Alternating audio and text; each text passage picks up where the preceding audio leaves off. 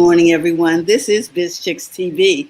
This is the place where you can find tips and tools to help you do business better. We're here to help you run a profitable business that's fun to run and to take the hassle out of your hustle. And today is Friday, so hey, we're talking tech in English. I'm here with my partner and friend, Miss Francine Gregory, real estate entrepreneur and tech diva. I'm Terralina from California Cover-Ups, and we're the Biz Chicks. So, hey, guys, grab your favorite beverage of relaxation, coffee, tea. We're doing orange juice and water this morning, and we hope you'll sit back and relax and join the conversation. We're going to talk in a way that you can understand. So without further ado, I introduce to some, present to others, Miss Francine Gregory, and we're giving a shout out to everybody in the replay gang. Hey, Fran, how you doing? I am well. How are you? All is well. All is well. I have my tree up. I'm excited. I'm ready to see the end. It looks good too. Yeah, thank you. I'm ready to see the end of 2020. I'm excited about that. Yeah. Okay. So it's an interesting day. I would start doing the 12 days of Christmas or whatever, but it is 4 minus 30 there's 26 days left in this year. Okay, well, let's do a countdown. I'm so ready. All right, so I am going to do a couple of stories in this week in tech history. Okay. Yes, I do history because I like history. I've always liked how things got started and why things got started. And then I also like tech. So, it was a perfect match. Huh? It was a perfect match. And so we want to thank the people over, this is Marcel Brown over at This Day in Tech History. But today we're going to talk about a couple of things. Wow, that is huge. IBM 7090 was delivered November 30th, 1959. That was like 61 years ago. Wow. The IBM delivers the first two IBM 7090 mainframe computers, one of the first commercially produced, fully transistorized computers. The 7090 and later 7094 were notable for being used by NASA to control the Mercury and Gemini space flights, along with many other significant scientific and government applications in the 60s. Some 790s were even used through the 1970s into the 80s. And they were really huge mainframe. They took up seriously, you had to have a whole building. I remember in the movie Hidden Figures where they didn't measure the door. Yes, they hadn't even measured the door, girl. They couldn't get it in the building. Yet they want to use the computer to send the people to the moon. I was like, okay. I would have been a little skeptical too. But they didn't calculate the width of the door. Okay. So Barnes & Noble releases Nook in November 30th, 2009. And it's their first e-reader to compete with the highly successful Amazon Kindle that was released 2 years earlier. How many of you use a Kindle or a Nook to read your books? You know what? I have one sitting over there and I don't even know how to use it. Someone left it here. I'm like, okay, I got this Kindle, but I don't know what to do with this thing. Okay, so that answered one question. I actually use my iPad because you can get Kindle on your iPad. So what's the point? Reading a book, I prefer audiobooks, but if I have to have a book that I need to read, it takes up less space for me to read it on my Kindle or in the app, or if it's something that I really, really want and I want to support the author, I will buy a paperback book. Cecilia says, yes, I have a Kindle collecting dust. Likewise. About that on Monday, didn't our apps and tools and stuff that we got and we haven't ever used them. Maybe we gift them to someone. I may give that to my, if I can figure out how to use it, to my 6-year-old. It would read her books to her and yeah, get her even more into books. Right. Regifting is okay. You know, some people don't want to do regifting, but regifting is okay, especially if you didn't want the gift in the first place. We'll just keep that all down, okay? Okay.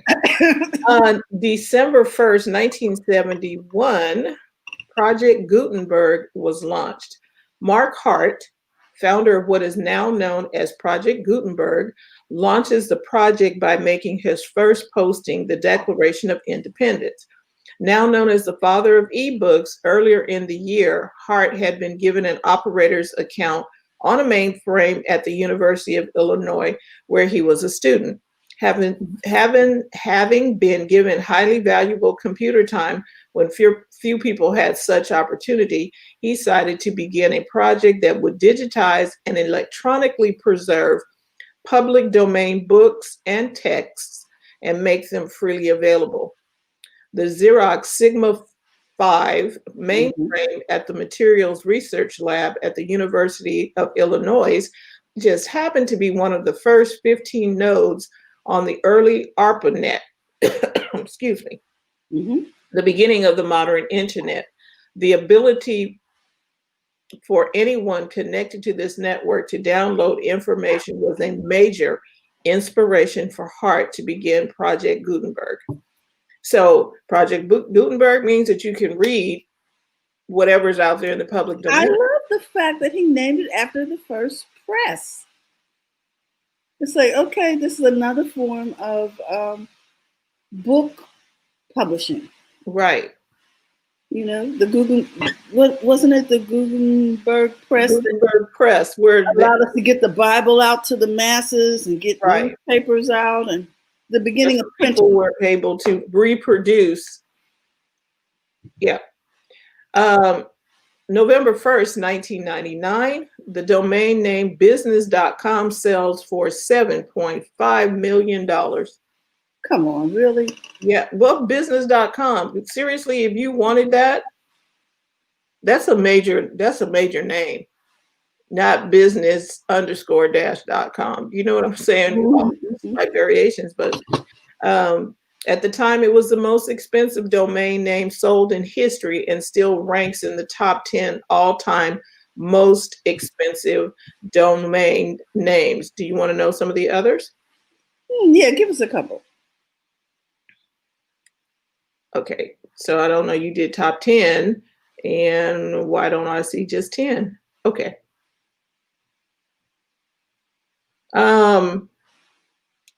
Voice.com. Really? $30 million. Really? Voice.com sold in 2019. 360.com for $17 million. Okay, sex.com, $13 million in 2010. Fund.com, $12 million in 2008. Hotels.com, $11 million in 2001. Wow. Just name. Tesla.com, $11 million in 2014. Okay, porn.com, $9.5 million in 2007. Porno.com, $8.8 million in 2015. FB.com, $8.5 million in 2010. Wow. Okay. 3, 4, 5, 6. We're in the wrong business, evidently. And then we, like we.com for $8 million in 2015. That's not that long ago. Well, okay. And I mean, and if you really wanted to identify what's in the name is what we should be asking. Yes. Because the name is so important. Like Google.com, people were probably going like, what's Google? Okay. It didn't mean anything at the time. But as time went on, I wonder how much they got there for, $12.95 like everybody else. You know, and when I was studying computers in the 90s, they told that story about the beginning of the whole putting the books online. Mm-hmm. It just didn't affect me the way it does now. Now I'm saying, oh, look at all the different applications. Students aren't buying books now; they're renting books online, and uploading stuff is such a savings. And there were so many applications. Amazon came out of that. All of this stuff, eBay, people were reselling books online. It was a big deal. Right. So, another little piece of history, December 3rd, 2001, inventor Dean Kamen unveils the Segway, self-balancing, battery-powered vehicle on the TV show Good Morning America. The Mm. Segway uses computers and motors in its base to keep itself upright while the user is riding it. Users shift their weight to control the Segway. While not considered a commercial success, the Segway has definitely become a familiar icon of personal transportation. The mall cops use it. Yeah, I was thinking. Yeah. The mall cops. I was like, okay. And then our final story, Goner worm hits the internet December 4th, 2001, disguised as a screensaver Oh wow. and spread through an infected user's Microsoft Outlook email software. The Goner worms spreads through the internet at a pace second only to the love bug virus the previous year. Goner was estimated to cause about $80 million in damage. Watch. Wow. That's Be serious. mindful of where you click. You don't, especially some of the places that you go and you read articles and there's stuff flying all around and there's ads flashing at you. It's almost like walking down a seedy neighborhood sometime where you're walking down the street and you got, hey, buy this. I got watches and there's just stuff. Bar lights flashing. Just don't click. Know where you want to go. You already have a destination in mind. Don't get distracted and like, oh, I wonder what that's about. And you go click. Oh, resist the click. That's it. Resist the click. That's your week in tech history. That was good. That was good, Fran. Oh my goodness.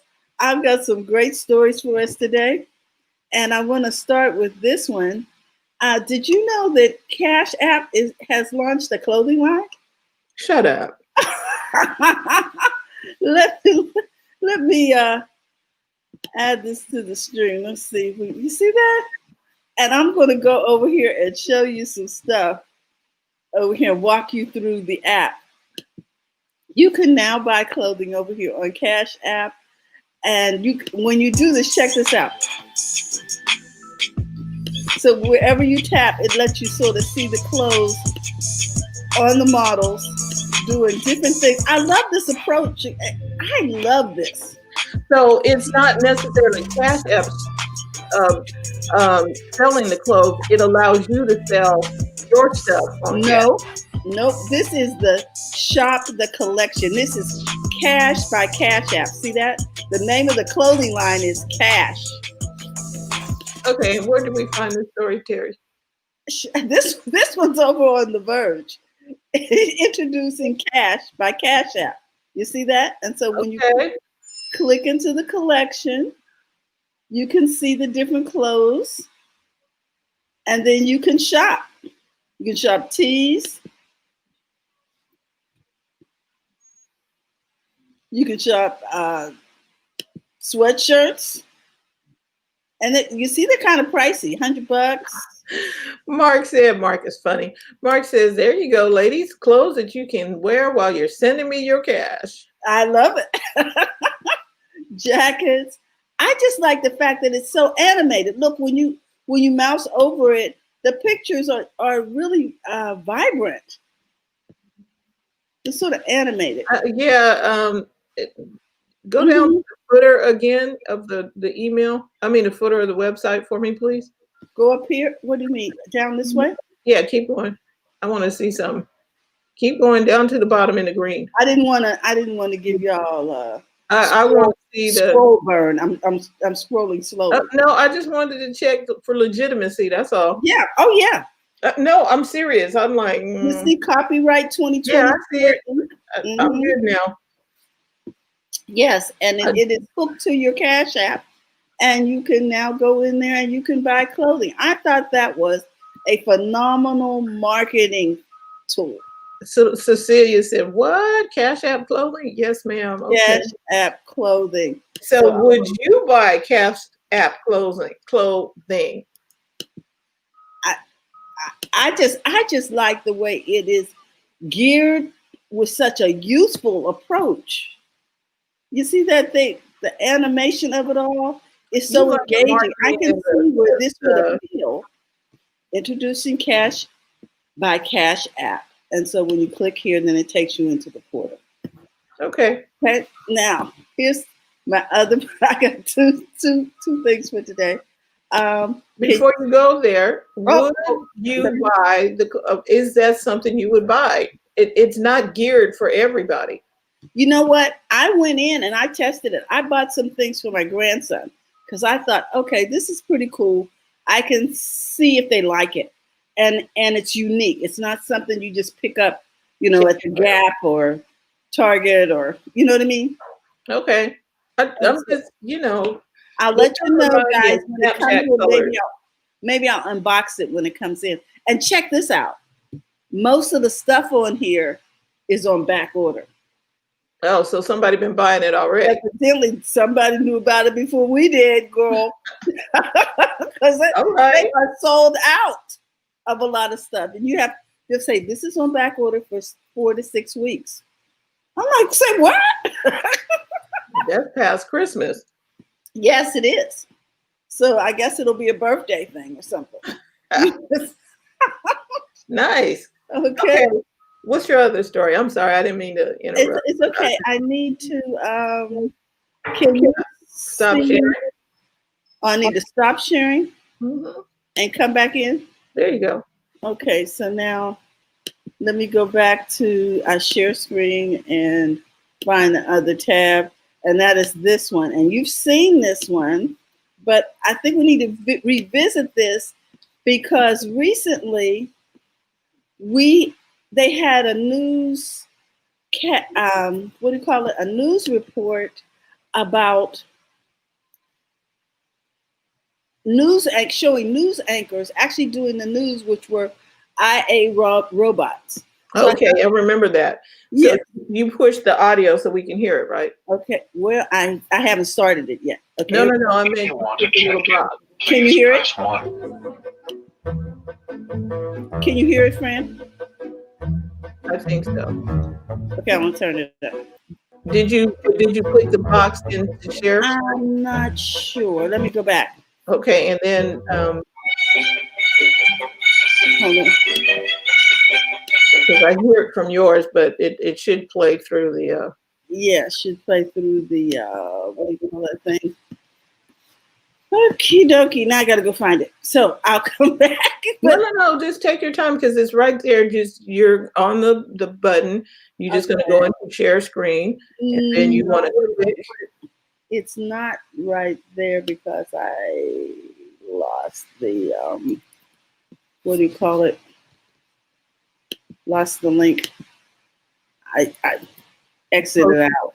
You close the window? Yeah. Okay, so go to history and just open the last window. Okay, that'll work. There it is. Okay. Thank you so much.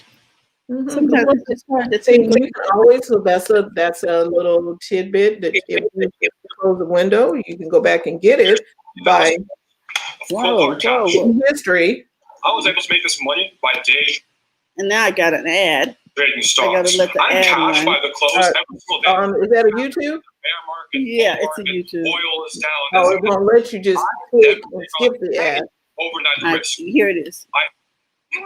Okay, now. Okay, I think I'm ready. Let me go to share screen and make sure I click audio. Share screen. Oh yeah, there it is. Share the audio. Okay. So now, am I sharing my screen? Yes, you are. So if you Hotel. put the If you want to check in, please press 1. magnify. Oh yeah, okay.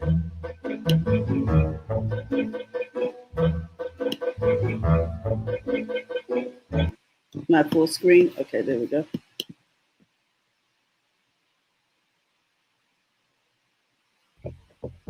We got to meet the world's most famous AI robot, Sophia, and confronted her with the most difficult So what ethical happened question. The answer is, I'm in the next well, see video for yourselves. But about first, Go Yeah. back one. It's called the trolley problem. And she looks creepy. They should have put some hair on her. here's they should have put some hair $40,000 on her. I of cold agree. hard cash. I was able to make this money by day And trading it's stocks. bad right There now. we go. Okay. And now we're back where we were. This is the hotel that's run by robots.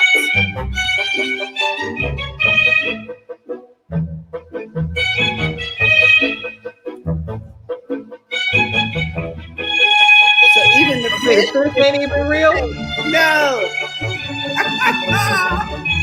There are about 140 robots working in each hotel, it says, with only 7 staff.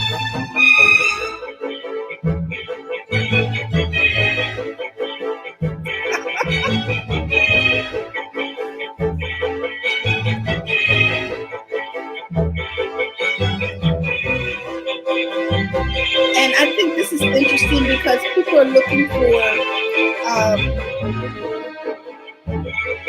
what would you call it? Destinations and experiential trips for 2021.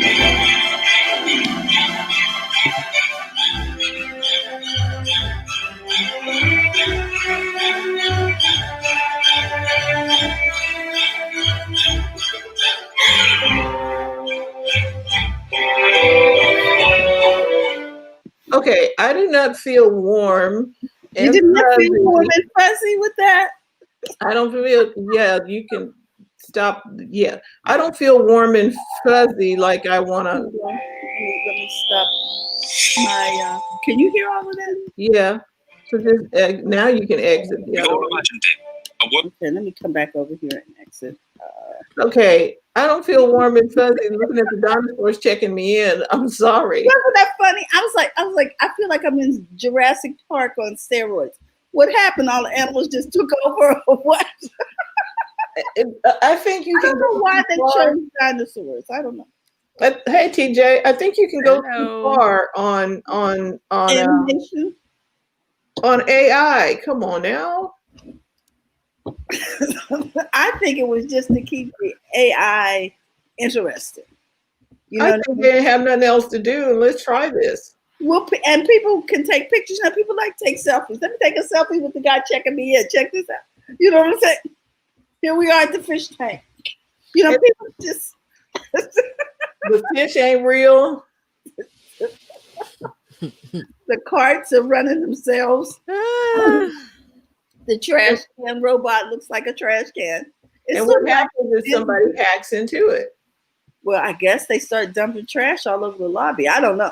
I don't mean the trash. I just mean if somebody hacks into the hotel system, that's going to be a problem with 7 people.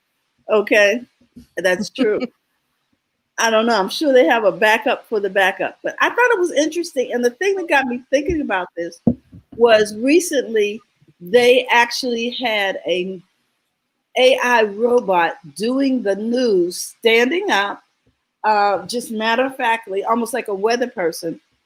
And she did the whole news over there on a Korean station. I was like, this has really gotten out of hand. Okay. Wow. Well, there's not going to be any input from the person's own personal views. It'll only be what was programmed into this. True. And they had a newscaster that they had basically cloned into, this AI robot. And he was saying the difference, Fran, is that you don't get the expression like how we're moving our hands and you know what I'm saying, and the nodding of the head. All the expressions aren't. There's They are creepy and Stepford Wife-ish. Yes. Right now. Yeah. But they're getting better at this. Yeah, they need to do. You know, whatever that robot was, Sophia. I was like, Yeah, can I Sophia. put some I hair don't know on why her? they didn't put any hair on her. Her facial features are really pretty, and I don't know why they did not cover up her hair. And I don't know if it's because the circuits are exposed, or I don't know what the problem was. It's a guy thing. Because when she was on Jimmy Fallon, she didn't have any hair. She was all dressed up, but there was no hair. And I was just like, why? Why is this? because because it's guys over there at Carnegie Mellon University, and they're not into the real aesthetics. You know what I'm saying? But you would think they would be. I'm sure the girl said, put some hair on it. And then, oh man, it's a robot. It's okay. And maybe they wanted you to see the circuitry or something. I don't know. understand. Wow. Yeah, so you would know that it was definitely AI. Okay. Okay. Therefore, there are some people we don't want to run the world. Yeah. What is Mark saying up here? Mark is being funny. Mark is being Mark. Mark said, many have accused my intelligence of being artificial, but I can assure you that I am very real. Thank you, Mark. Oh my goodness. So those are my stories for the morning. I hope they were stimulating, and that you'll go check out Cash by Cash App. Yeah. Mm-hmm. I think what impressed me the most was the use of the animation, ladies, because I know you guys love graphics. The use of the animation to sell the clothes. When you tap on the screen, the model does different moves. And you can see the different way the clothes are worn. Okay. And the activity in the clothes, that they're comfortable enough to do what you normally do if you're an active person. During this time, when you have to shop online, you need as many variations so you can make a decision, because you can't go into the store and check it out and really try it on. Yeah. Now they do have a couple of apps that will allow you to, scan your body and then try on stuff in certain stores, but it's limited. Yeah. But and I wouldn't love the flexibility of the fabric, because they're selling comfort. I love that they have the kids doing the hip hop moves and dancing and jumping and doing active. What would you call it? Moves. Just making moves. Movement. So they can. I'm talking about. I'm still thinking about the technology side of things. Would you want to be scanned so somebody can virtually put clothes on you? I don't know. One time, and it had to be like every different store or every different place you shop. They use that one thing. Oh, okay. A universal. Yeah, I wouldn't want to be scanned for Nordstrom and scanned for Macy's and scanned for this and scan one app to scan me, and all the stores use me in that one app. But one place. Garment industry, do you hear us? TJ said once. I don't scan me once. That's it. And store it in a universal locker somewhere. Or no, then you only get to use it if I give you permission. Right, I have to give permission for when I go. Okay, I go to the Macy's app and I want to look at clothes. I give Macy's permission to use my scan and put clothes on me so I can see. Right, but I'm not. You don't. But everybody can't have access to it. So you won't end up being a model somewhere in. Yeah, they'll use your 3D scan and some scam in Nigeria somewhere. Not knocking Nigeria, is just the first place that popped in my head. No hate mail. It was the first country that popped into my head. Sorry. Yeah, not a problem. Well, anyway, I'm gonna keep my mouth shut. You know how you have to have disclaimers nowadays. You have to have disclaimers after every time you say something. Yeah, right. Or people don't get it. But anyway, Mark says, I keep buying shirts. Why am I buying shirts? I bought more shirts during this quarantine than in normal times. I'm not going out. No one is seeing me. My dog doesn't care if I wear a t-shirt. Well, listen, Mark, it's better you want to buy shirts versus pants, because if you're doing a Zoom or video like this, guess what? We only see this part of you. So yeah, you need shirts, but pants, no. Pants are pants are necessary. We're just saying you don't need to invest in a lot of them. But pants are required for this program. Okay, in case you stand up. Okay. The disclaimer: pants are required. Okay. Speaking of that, did you ladies see the cover of the New Yorker magazine? They were talking about it on the news that they were doing a cover of people live when they live stream and how the video shows this and then the rest of the place was a mess because of quarantine. They've been talking about it. I'm trying to find the picture. Let me see if I can find it. Article? Yeah. Well, it's the cover of the magazine. It's the cover.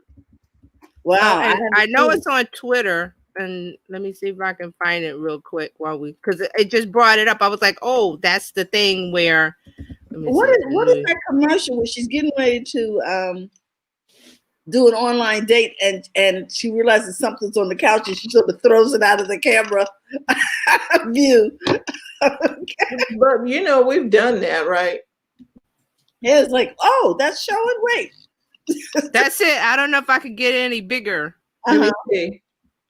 No, that one. Yeah, the whole. Yeah, see how everything's messy. But she's on a Zoom with a drink. So they're saying that's 2020. That's the year. I think I have this. That's good. See that? It's more detail if you look at it up closer. So it's on Twitter. Go to NewYorker.com and go to a culture cover. It's there. Okay. Let me see. You want to switch share? I don't know. Let me see if I can. No, I took it off. I took my share off. I just thought that was interesting because I think the View was talking about it. It's just so true. So that's why I was thinking when Mark said I'm buying shirts because, well, if you're on video, it's like, okay, you only see a headshot. So you don't have to worry about the pants. The CEO of Zoom was talking about how he understands, screen exhaustion because he was on 19 Zooms on one day. I'm sure the floor of his apartment or whatever probably looked trash. It's like that. And because you have to go into them one right after the other, you got to make sure maybe you need to get a fridge or something right next to you. Okay. And Claudia has a comment that's good. Let's see. She says, I can say that a big pet peeve of mine, untidy backgrounds in Zoom or social media. As long as you can't see the untidy background. That's the whole point of the cover. It's like you're the camera or the webcam or live sees this. So it's really supposed to say how our lives are this year. That is so much disarray, and we're in work from home, and everybody, if you're by yourself, it's just you. So it's like so true. It's so true, and because we are confined, I don't know. It seems like sometimes we have more clutter instead of you would think the place would be immaculate because all we got to do is right. And then because Claudia's saying I don't want to see your underwear on the floor, but see this, you wouldn't see that because you're only seeing the face view, which is what this shot is about. So you see her drinking right there. I don't know if you guys can see it. Yeah, we can see it. Okay, so she's drinking and she got a little screen, but then when you start looking on the floor, like you said, underwear on the floor, there's banana peel. Because you're at home. It's like, well, it's just me, and I'm not I'm working from home. So okay, you see the Amazon boxes, gloves on the floor, 2 cats. But see, we're in a world where it's like you're on camera or you're taking a picture or whatever. You only see this part. Wow. I just thought it was interesting. They were talking about it this week, and I was like, wow. 2020 has been something, or it still is. We're still in 2020, so I can't say has. Yep. It may get better because as you work your. She said, she got another one. She said I was in a Zoom meeting and one of the participants was asleep, like real sleep, like snoring. Like, let's kick them out because they're distracting the group. But they could have just put them out, but they probably all let them stay in there. They had some. Well, they're on mute. and you don't hear them snoring, hey, go to sleep as long as they're on mute. And they showed up to the meeting. Yep, they should. They're like, I'm here. And I'm then, here though. what does that tell you about the meeting? Boring. Like all of them. Boring. Right. So when you do a Zoom meeting, you need to take that into consideration. You want to be considerate of the people attending, get to the point so that people are not going to get bored and go to sleep. Mm-hmm. And maybe, can we reduce a 30-minute meeting to 15? Can we just start slashing some of this stuff in half? Oh, what I discovered when we go ahead, Terry. The reason it took 30 minutes was because in person, people were still getting their coffee. They were still chatting. There was, you had some little downtime in there. We ain't got that. We here. But see, everybody's WFH, so companies gotta make rules for the Zooms, like don't fall asleep, don't be late, just like if you were coming into the office, there's rules for the business or the company when you're working in the office. You don't show up in flip-flops, you don't show up, so they gotta make work from home rules. Mm-hmm. And it's a thing now. There's a work from home handbooks and stuff because some people don't know how to act on Zoom. Yeah. Like I was saying about you wear a proper tie on the top, but wear pajama bottoms and shorts on the bottoms. Just don't get up. I was gonna say, if you do not have on pants, you are not allowed to stand. But that's like the guy, I think he was on Good Morning America or something, that he got up. He had on a shirt and a jacket and tie, got up and forgot that he only had shorts on and got up and he was on camera. But he had on shorts. Okay, well, what about the guy who got fired? Let's see. We were falling asleep in church. Oh, you mean the guy that got fired because he was the inappropriate actions? Yeah. The CNN guy, CNN and was it New York? Yeah.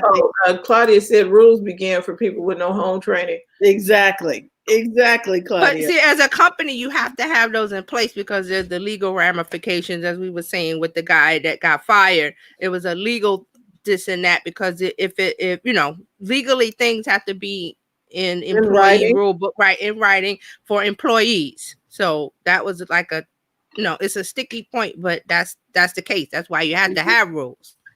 Can't rely on common sense when you're running a business. Because you need to say that. You can't rely on you can't expect your employees to have common sense. That's why it is an employee handbook. And that's why you tell them in the handbook what you can and cannot do because some people don't. Because it's for legal reasons. It's because there's a contract, employee, employer. So there has to be legal in writing rules. And if you as the company need to know what you expect and what is acceptable and what is not, because a lot of people don't know. And you think, well, you should know that. No, you can't. Yeah, for legal reasons, there's a level that you cannot say, well, you should know that. That doesn't work in legal circles. No, you has to be explicitly written out. And that's why you sign paper. Well, I read all the rules and you signed the paper. That's true. You mean like I read all the terms and conditions of this? Social media. And I click agree, and they get mad. Whatever is in there, you click agree.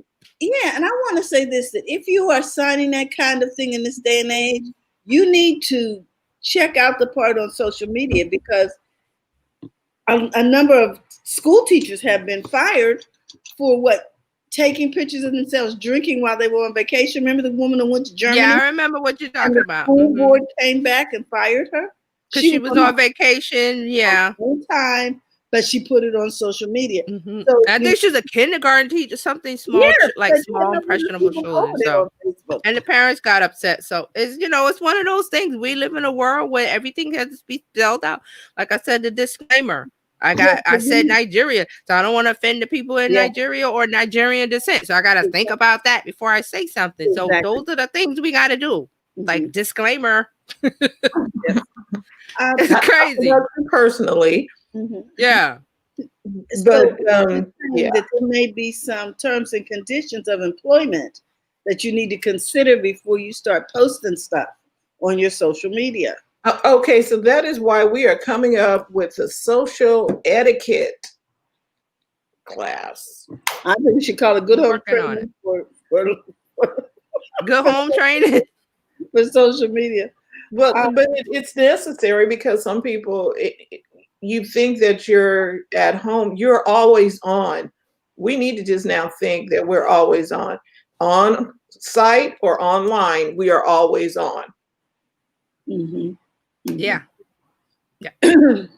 Because the phones, the new iOS 14, I believe it is, it'll tell you when something is activated on your phone. Got a little when orange you copy and paste from your iMac to your phone to your there's a little pop-up now that says everything that's going on in the background, which we want. I mean, some people are annoyed by that, but other people are like, I want to know if an app is using my microphone or my camera without my knowledge. And if you got an iPhone, it's going to do that. It's going to tell you. Mm-hmm. That's right. So you don't have to worry about putting a little piece of tape over your camera on your laptop or whatever, because somebody, because Mark Zuckerberg did that. He had a laptop with a little piece of tape over his camera. That just goes to show you that things are happening in the background, software wise. So, right, and you're supposed, there's some etiquette that when you are going to record someone, you need to tell them that you are recording them. You need to ask them, give them permission, get their permission to record them and to photograph them. You're not just supposed to whip out a camera and start snapping pictures. Yeah, photo releases. That's why you see some video and some photos, the background people are blurred out because they didn't consent to be having their likeness used in a photograph or used in a video. That goes for us too, even if we're doing now, if you doing a selfie and somebody walk by, I'm sorry, you can't stop. But if you are purposely, oh, look at that, and you're capturing somebody, you must get their permission. You can't just start filming people. Just because we got a camera don't mean we can just take a picture. Hey, Nicole, good morning. Good morning. So you're watching to see what's happening. So many new things with new technology. We didn't have to worry about that before. Before there were personal journalism, we didn't have to be mindful of that because we weren't taking pictures and we didn't have a selfie and we didn't have stuff. Now, you got cameras everywhere, and in the airports in Europe and stuff, they doing facial rec. So you walking through the airport, they know if you're on the list. Yeah. Yes, they do. Yep. So that's what's happening. Okay, TJ, what's happening in the world of social media? Okay, so we ready for this week of social media news. There's a whole lot of stuff going on. So I'm going to start off with some big news that's really not social media, but because we were talking about Zoom and stuff, this kind of ties in. So Salesforce, the company, is the CRM cloud-based platform company that's like huge. They bought Slack. Yes. $27.7 billion. Wow, was it that much? 27.7 billion. Wow. Would it be? So why is this big news? Because this gives them an edge against Microsoft, because Microsoft has their software called Teams. Now, all of the Slack and Teams, there's a couple others, they're team collaboration software, which it kind of is better than Zoom. I'm not a big fan of Zoom because with Slack and the other software, it does chat, it does collaboration, it has messaging, it has an app that you can use on your phone. So it's really better than having a tool that does video meetings. So these types of, and why I want to highlight this is because this is a big deal, because team collaboration software in the cloud is the big thing for replacing Zoom, because Zoom is just, you're just on a meeting, like Claudia said, somebody fell asleep because it was boring. If you have a tool like Slack or some of the others, you have an app where you can message and you don't have to have a meeting. If you need to reach out and touch your coworkers and you're working on a project, you don't have to have a meeting. You could just, everybody's used to messaging and short form video and stuff like that. So Slack has it. This is a big deal. So just be on the lookout for Slack. I've been using Slack since they came out. So I'm in love with it. I love it. Microsoft Teams, I've tried it. It's not that great, but this is where we're going. So this is a better tool than having just email only or having just Zoom only, because you see, like Claudia said, you have people that zone out and because it's boring. So you want to keep the communication going with the team. Have different ways for them to talk to each other, except being on video where I'm like, I'm tired and sleepy, I don't want to be here. Why am I here? I could just text message you in Slack and we could talk that way. So what do you think about this big deal? So we're gonna put you here. Yeah, so here's the deal. Thank you. I still learn how to do that, by the way. So I have Slack, and I use Slack, and Slack is a really good communication tools. If you want to put, you can upload videos and you can upload documents and and get it to whomever you need to get it to. Private and also private. You can have private chats with just one or two people. Right. And the challenge that I have with this whole concept is the Microsoft team. That program was not easy. It's not intuitive like Slack. Right. And it wasn't even easy. I was like, oh, I've got to go back to Zoom, or I got to go to free conference call or something else, because Teams is not easy to get into and set up. And they have promise. You know what I mean? But see, this is the way. And I mean, I'm saying it because I've been using it for years with my clients. When they want to I'm like, don't email me because I'm not gonna see that.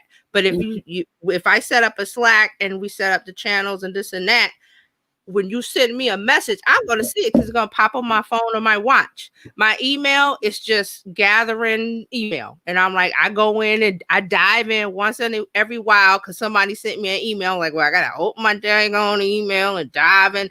But if you Slack me, Facebook Messenger, Instagram, DM, any kind of direct messaging like that, I love, because it cuts through.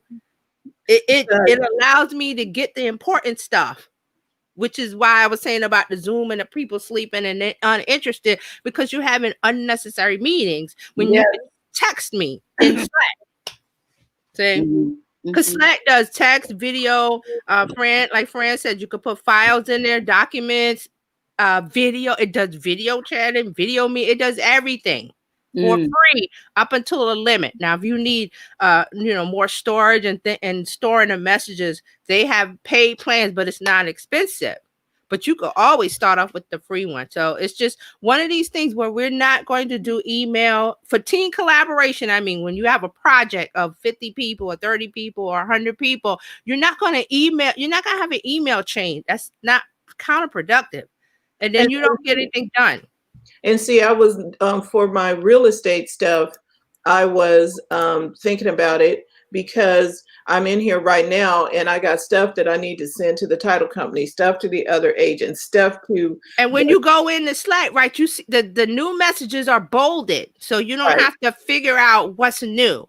And have you ever done in your email, and so you're looking for a particular email, and then you're like, one of these emails, and you keep going trying to find. You got to hunt, peg, search. You don't have to do that with Slack. Your messages pop up on your device, or when you on your desktop, you can have the program open. It goes through the browser. It's so versatile. I love Slack, so I was happy about this news. Now, I hope Salesforce doesn't change it too much, but I don't know. Once they buy something, it's theirs to do what they want to do with it. Right, and see, they're gonna. Hopefully, they don't try and tweak it to make it, morph into their sales thing. Right, that's the deal. Pay Because they bought it, they feel like, well, you know, we can. I like to use the term Frankenstein and try to put. Remember when Frankenstein the monster, it was like an arm from here, a head from there, a leg, and he just sewed it all together to make it one thing. So it's like, don't do that with the app. Don't try to make Slack fit into Salesforce, because I haven't used Salesforce. I don't know if it's great or whatever. I just know it's cloud, it's CRM cloud software is what it is. So. And some stuff, sometimes the CRM is a client relationship management tool, and you need one. But it needs to be simple to use. It does not need to be this massive. Remember HubSpot, Terry? Yes. HubSpot, it was easy until they started tweaking stuff. Yep. Don't tweak.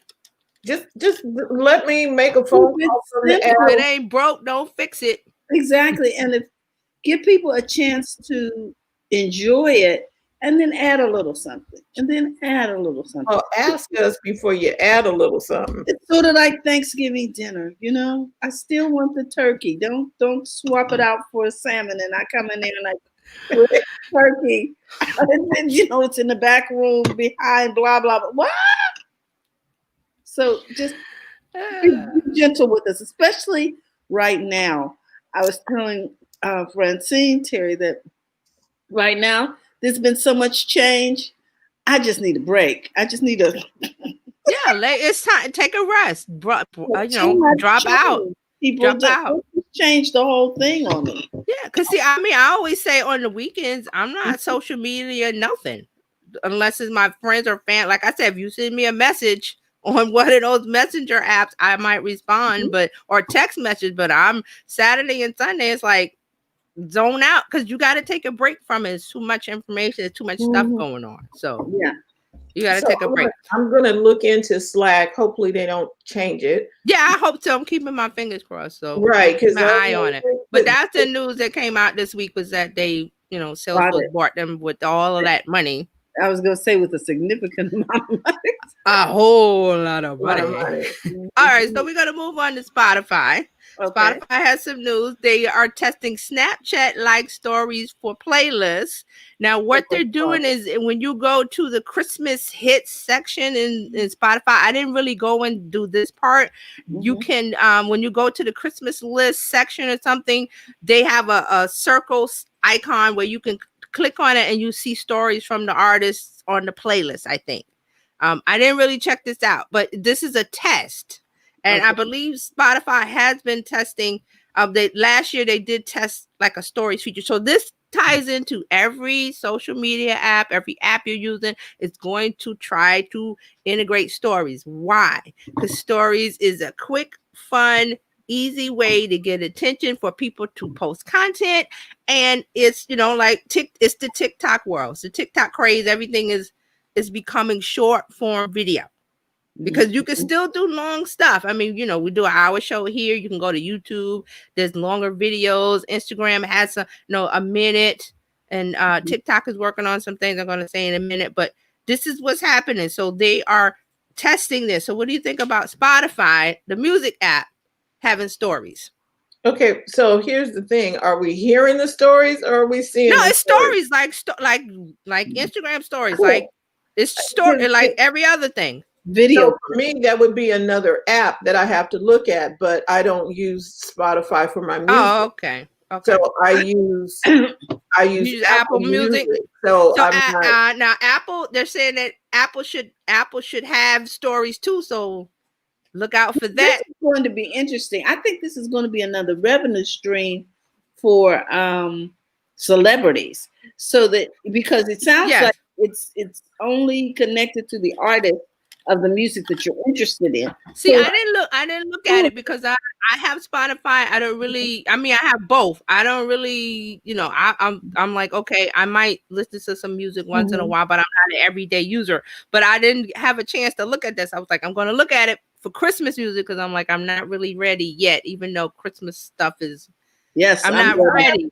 I haven't started playing my Christmas music. I normally do it like the day after Thanksgiving. Right. I start running my Christmas playlist, and I'm like, I haven't. Yeah, I'm not read, so that's why I didn't look at it before we came here. So if you got whoever has Spotify, go in there. It's supposed to be on the Christmas list section only. It's not the whole app.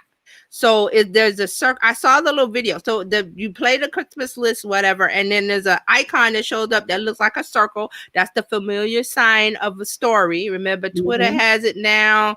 Facebook has an Instagram, Snap, all the little circles. So you tap on the circle and then you see a story from the artist. Okay. So it's not from people, it's from the artist. Now, over on calm.com, where you can play music and stuff to help you. Right, meditation and relaxation. They have stories that they have people telling bedtime stories. Like Idris Elba has a bedtime story. Some of the other people that are very famous, they are sharing stories. Like LeBron James has something over there for mental focus. Okay. Right?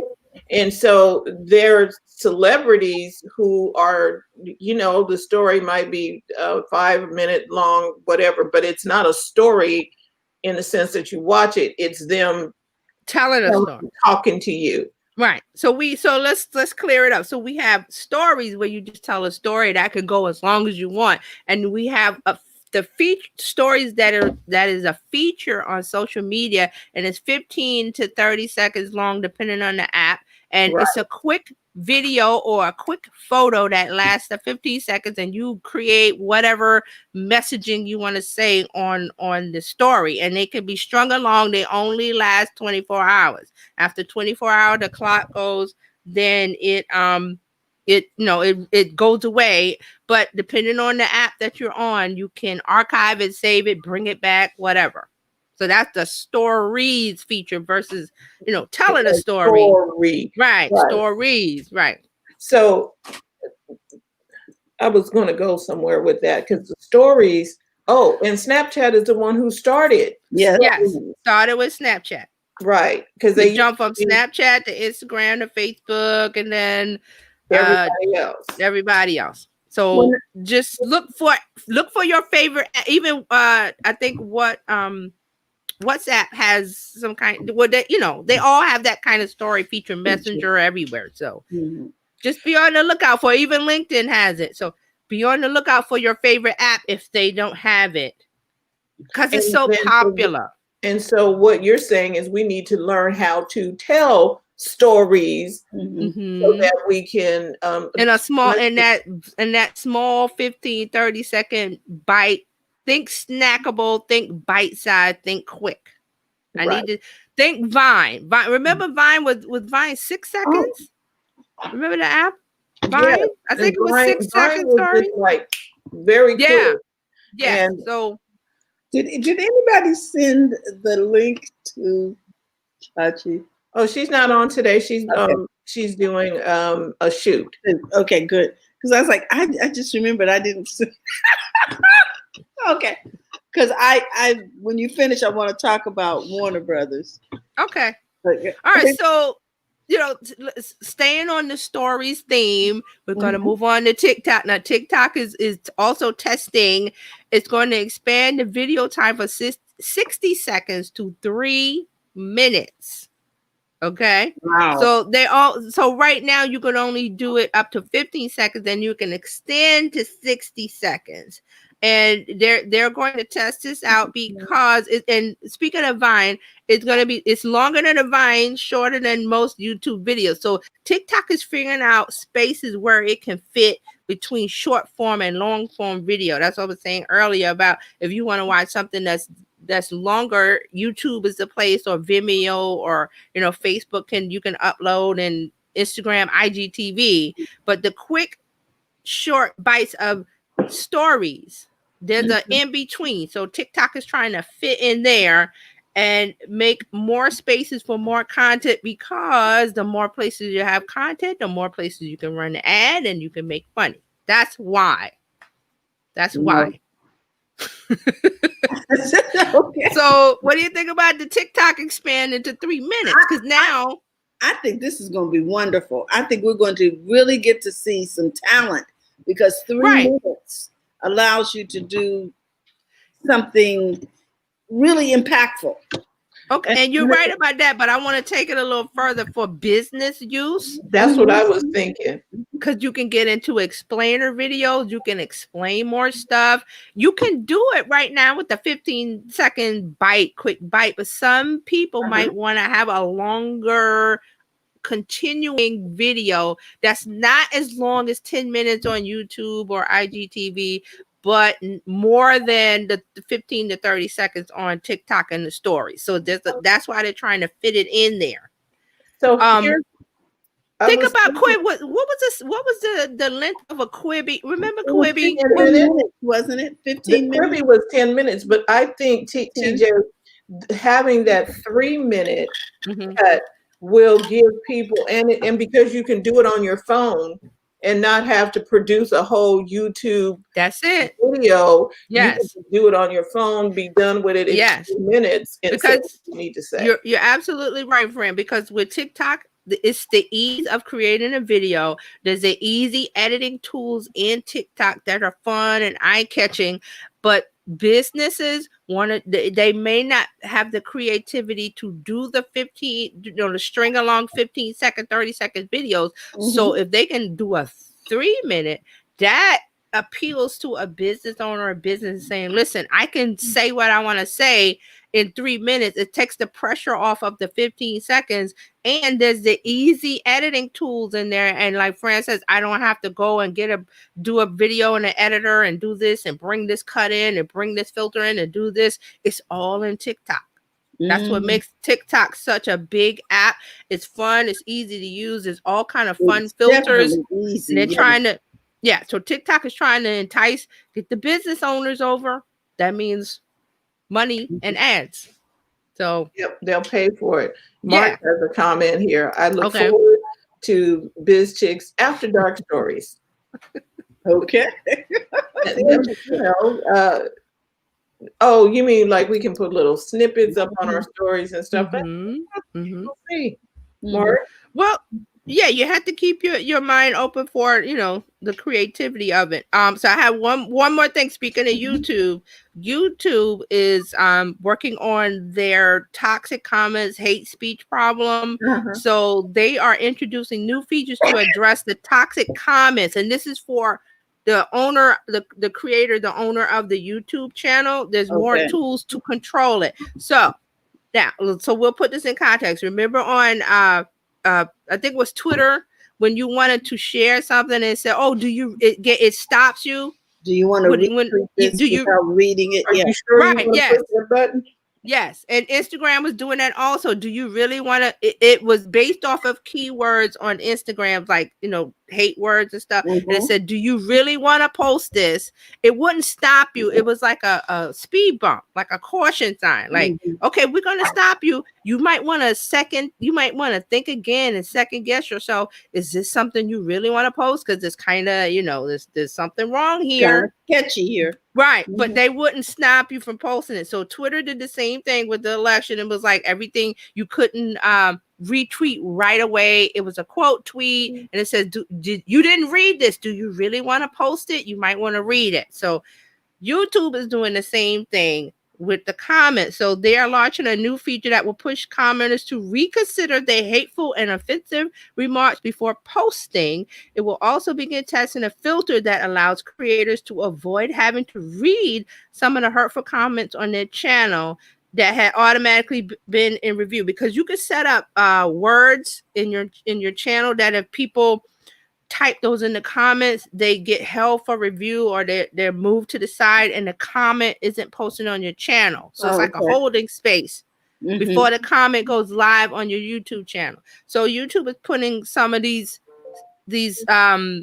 things to stop the comments from being posted on your video. And this also goes for live too. When you're doing a live stream on YouTube, there's certain places where you can put words in, and those words, they're derogatory, they're racist words, hate words, all of the words. You can put them in, and if someone tries to type it in, YouTube puts it to the side and you going in and review it and say, well, that's a hateful comment, and you just delete it, and it never sees the light of day is really what it's So about. it's a tool to help you Right. screen ugly stuff. Right. It's YouTube has always had that, but they're doing more. They're stepping it up. So they're really trying to stop this hate speech, toxic comments, people coming in saying hateful things, trolls and stuff like that. So you'll see that. So they're doing that. They say they're rolling out better content filtering systems in YouTube Studio. That's where you go to manage your YouTube channel. So they're putting it there because they're trying to keep it so people don't have to read them, so you don't have to see them. Yeah, so they're not offended. Yeah. Right. So you're not offended. It makes using the app a more pleasant experience. Because there's trolls that hate people, they come and they say hateful things, and you're like, why I gotta deal with you? So YouTube is rolling towards that. And of course, all of this is based on AI, artificial intelligence. They build rules to say if A, B happens, do C. So that's where this is coming from. So I said, good for YouTube. Good. Yeah. Good. And you'll notice I think on Instagram, they stopped your hashtags for a minute. I saw something when, hashtags were not being just pushed. Yeah. They're showing the recent top hashtags, and they're only showing like you can scroll like 1 or 2 times and that's it. It stops.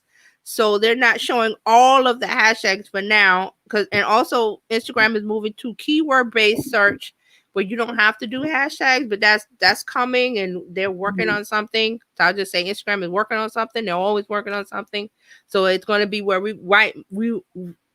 might move away from hashtag searches and just regular searches, like a regular SEO search on Google. That it picks out the keywords instead of the hashtag. So just keep that in mind. So things are happening. I expect to see a lot of stuff. 2021, January, February. I have a feeling that a lot of stuff is going to come from Facebook and Instagram and YouTube. So just be ready for more changes, people. Right. But that's why you watch this show. Right. We're going to talk about them. Yeah, because there's a lot of privacy things that have been put into place that Apple did is making everybody move differently. There's a shift.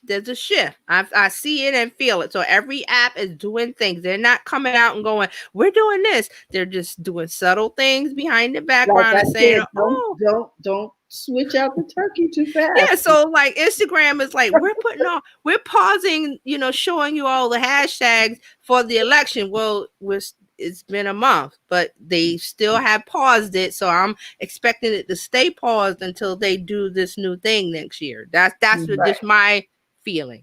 Right. It's my feeling. Yeah, I think you were the one that told us they were going to integrate everybody together too. Just had a feeling. Instagram, WhatsApp. I had a feeling.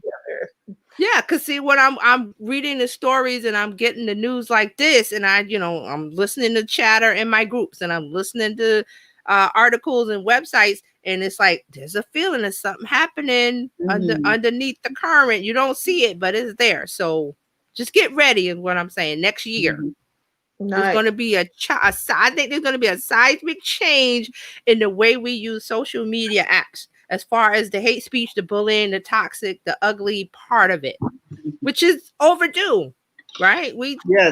Overdue. And maybe Zuckerberg won't have to go to as many meetings. Well, they got a whole bunch of stuff to worry about. I heard right now, yeah. I heard a whole bunch of stuff about Facebook, and I didn't really read it, but there was something about the government is looking at them because they were hiring for the H-1B1 visa? Yeah. There was like 3,000 positions that they didn't advertise here for Americans, and they brought people with is it the H-1B1? It's H-1 something visa. That they have to have, if you're coming from another country, you have to have that visa and for tech workers to come over and work. So Facebook is in a hot water. They're in a hot pot, a boiling pot of water or something. Let's just say they're being, Yeah, they're gonna have some things to deal with. So the government is coming for them. Oh my gosh. No, my tech stocks. Okay. Well, it's still going to be there because what are you going to do? They're not shutting it down. What is the alternative? Yeah, you cannot have that blank space right there. Right. Mm-hmm. And then we got the Section 230 thing, which I'm not going to talk about because it's tied to politics. But there's the antitrust stuff with Facebook. There's something with Google, and there's it's the pot's being stirred, is what I'm trying to say. And there's going to be some stuff next year on these panels that have some knowledge about how this stuff works. Can we get the tech people in the room for the hearings, please? Right, but see, they're stirring the pot, so things are going to change. Something's going to change. I don't know if it's going to be big, but let's just hope it's all for the good. Yeah, so that's what's going on this week in social media news. Nice. Okay, Carolina, you have something from Warner Brothers filling in for Dr. Tati. Yeah, I wanted to say that Warner Brothers is going to go straight to streaming on HBO Max. Now, they couldn't get a deal with Roku, but they're going straight in there, and they're going to just skip past the theaters, and they're going to come out at the same time. So it'll be in the theater, and it'll be on your home screen. Right. And you have a choice. Right. Ooh. Same day, Wonder Woman's coming out. Let me see some of these movies. They say Matrix 4 will stream. What? Yes. Dune. For a limited time now. It's not going to be like that forever. It's going to be a limited time, and then it goes the normal route that a movie does from the theater. Mm-hmm. Yeah, but I like the fact that I can stay in my house. Yes. And all I need is the popcorn people to deliver me some popcorn. So I can watch the movie, don't leave my house. I'm willing to pay the $20.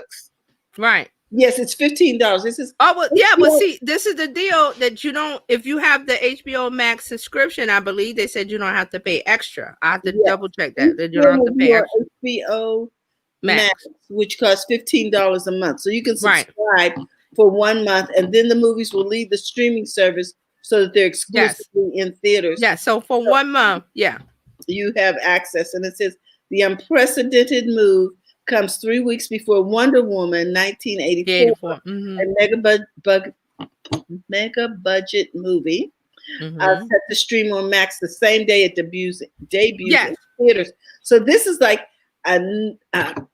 it's huge news. It's big. A nail in the coffin for AMC and Cinemax and all these. It didn't have to be. No, this is a failure to collaborate, thinking that you have people by the throat.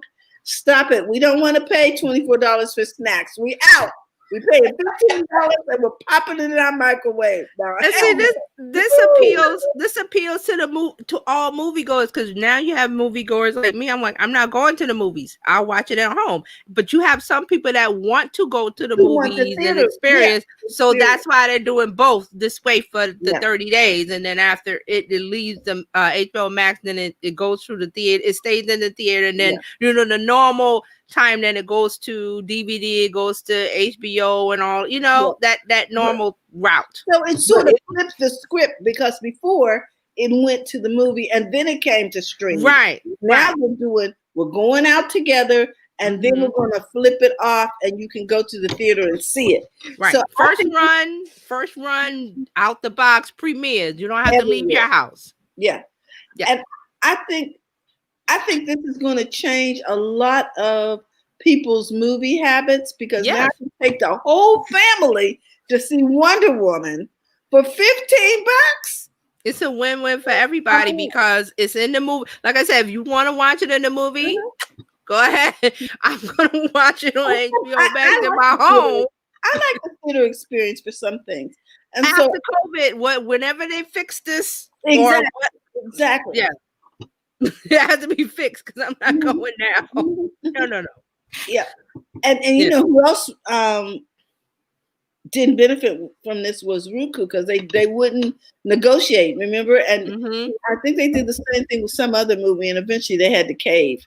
Well, here's the thing too, because Apple TV is offering HBO Max Yes. over on Apple TV. And so Yep. some people who try to play hardball, Apple said, come on over. Exactly. So, and you're going to find them nested in different places because of this failure to communicate. I think what we got here is a failure. You got to give the people what they want. Unfortunately, some of the theaters are trying to hold on to they're doing a blockbuster. An old paradigm, and they need a paradigm shift, people. Stuff is changing.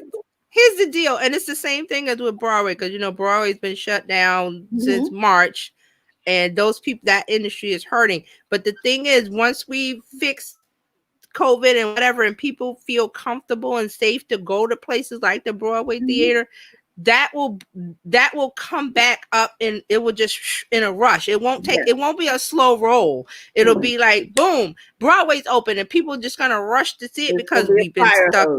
We've been stuck inside. You've been doing the same thing. You watch Netflix. Oh, Broadway doesn't. Oh, I wanted to see blah blah blah. Boom, it's gonna go like that. And because they put it on YouTube and allow the people to experience the Phantom of the Opera, to experience Carmen and whatever else that they were able to see on YouTube. I want to see this in person. Yeah. Well, wait a minute now. They're streaming the Nutcracker. I think they're charging $15 on YouTube. From some channel, because they had filmed it before.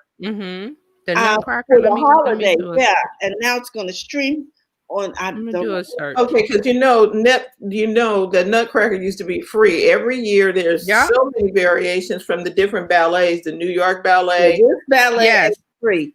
George Balanchine. Because they would say George Balanchine the Nutcracker, because that was his production of it. And there's different productions.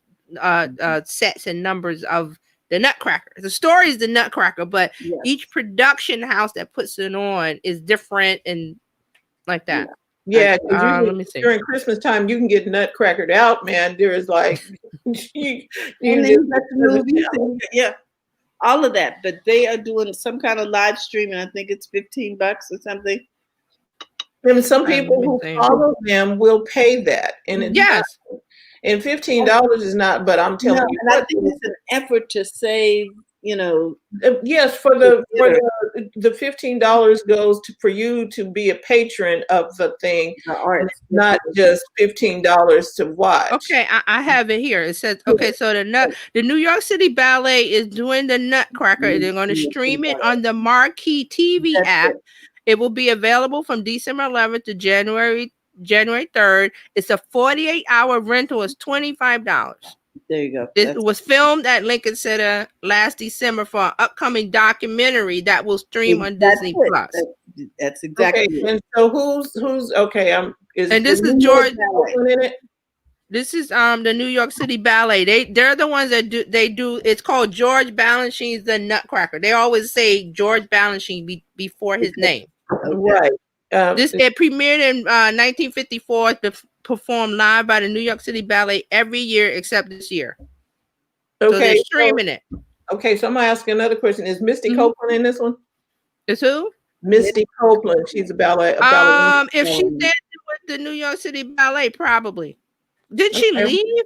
I thought she left. I don't know. I think she left. But if she's still dancing with them, she'll be in it. I was just curious because now I'm telling you, I'm taking the positive from this whole pandemic quarantine thing. I can now watch a ballet. I can now do. I don't have to be somewhere in a car going someplace. Right. I'm like, ooh. You don't have to get a babysitter. You don't have to get dressed up. You don't have to doll up. You don't have to get your hair done. You don't have to savings for the half to do that. You don't. All of those. You have to go out dinner before. You're gonna pay $25 for the first hour of parking. Come on, get real. In San Francisco and New York, parking is a grip. Okay. And I can still go do stuff. Basketball is coming back on. I can working from home, you got to do it strategically. It does not have to stress you out. I'm getting my tools in place. Misty Copeland doesn't dance for the New York City Ballet. She dances for American Ballet Theater. So she's with that company. Well, I know she's giving master classes online. So you got a little girl who wants to be a ballerina, she can get it straight from the horse's mouth right there with Misty Copeland. Okay. So there's different companies. There's the New York City Ballet and then American Ballet. And I just want to, and maybe this year for Christmas, okay, every week I'm gonna do a Christmas themed thing. The Nutcracker, Peter and the Wolf, something that I enjoy doing. Like I'm gonna watch Phantom of the Opera again. I've seen it like I love that. Yeah. Debbie Allen has something. Is it on Netflix? She has a Nutcracker. Oh, the Urban. It's called Hot. It's called. Hold up, I'm pulling it up. It's called Hot Chocolate Nutcrackers on Netflix. Oh, I'm gonna watch that. Watch that. Yeah. So go to Netflix. Hot Chocolate Dream Crack. Hot Chocolate Nutcracker. And it says Netflix watch now. What? Right. Yeah, so it's now. I am going to keep Netflix for one more month. Because I was getting ready to call them too, Francine. I'm like, I'm not going into January with these people. I'm not going into January with these people. But I might go over there to watch that. Right. Okay, so this is the deal with her production. It's Cara and the Hot Chocolate Nutcracker travel from the South Pole to both real and imagined places where the dancers, most of them who are people of color, perform a mix of ballet, modern, jazz, tap, hip hop, flamenco, and Bollywood dance. See, this might keep me awake. The other one I was not into it. Okay? Wait, here's some more. So she's working with several choreographers, including Savion Glover. Remember him, the kid that was tap dancing? And so she's working with a whole bunch of people. Cool.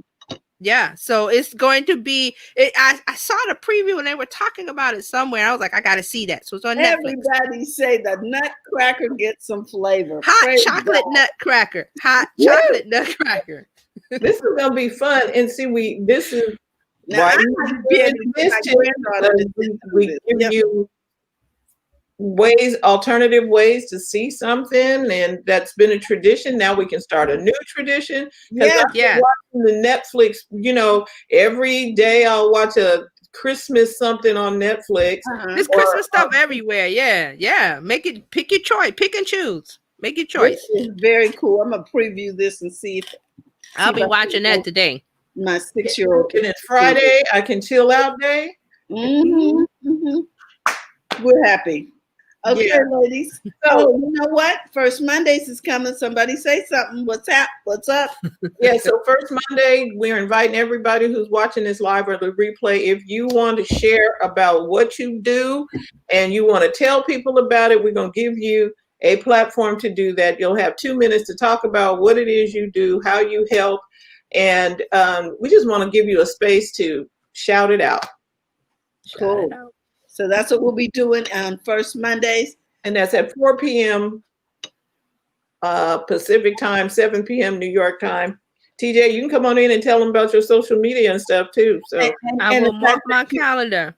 Yeah, and how you help, people get their businesses together. Because this year, I think a lot of people are going to want to place ads and they need some help. Oh, yeah. Yeah, because they can't do business like they've been doing it. Everybody was playing games back in 2018, 19. Yeah, the reindeer games. Yeah. Like, whoa, Tachi. Yeah. The reindeer games are done. So we need some more information. Okay. All right, with that, is there anything else we want to remind people of? Oh, I want to remind people that my Norwalk's party is still going on. So okay. Yeah, so if you didn't get to order yesterday, you can still go over there, and I'll put the link in there from yesterday. And let people know how they can order. Okay, so with that, are all hearts and minds clear, as they say at the church? Okay, if so, we want you to know that we appreciate you, and we want you to remember to go to the front of your own line. We'll see you Monday. Bye-bye. Bye.